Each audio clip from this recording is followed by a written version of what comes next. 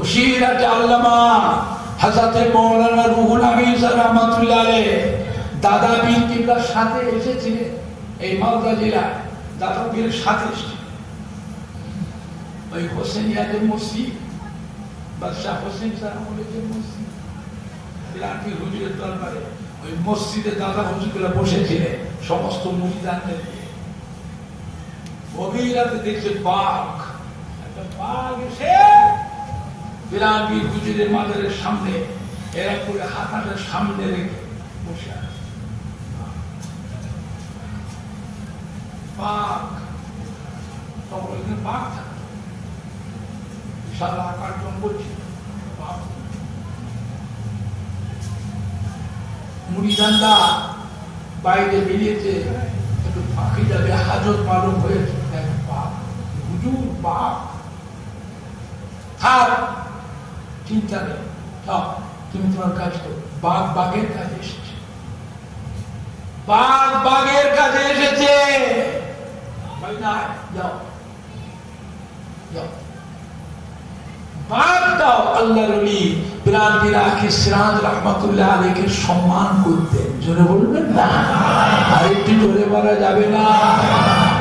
বসিরহাটে আল্লামা গুলাম যে হুজুর ওখানে শাহ আলী বলে আল্লাহর ওলি আছে, ওনার একটা ঘটনা আছে। বাঘের পিঠে সওয়ার হতেন, বাঘের পিঠে বসে সফর করতেন। জোরে বলবেন না।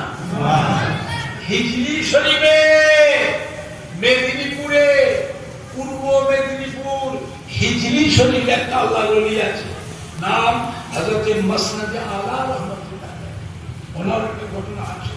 বাঘ বুঝলেন না, উনি তেলিদের মেয়েকে বিয়ে করেছিলেন, তেলিদের মেয়েকে বিয়ে করেছিলেন। হিজলির মসনদে আলা হল সবাই হুজুরকে বয়কট করেছে।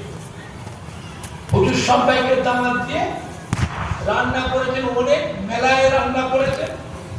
সমস্ত মানুষগুলো হিন্দুরা কেউ দাওয়াত গ্রহণ করলো না, খেতে এলো না। সব ভাত পচে যাচ্ছে, খাবার সব পচে যাচ্ছে। হুজুর আল্লাহর কাছে কি দোয়া করলেন, প্রত্যেকটা তেলিতে সদর দরজা পেছনের দরজায় একটা করে বাঘ এসে দাঁড়িয়ে আছে। 3 দিন পর্যন্ত বাঘটা ছিল। বাঘগুলো প্রত্যেকের বাড়ি সদর দরজার পেছনে দাঁড়িয়ে।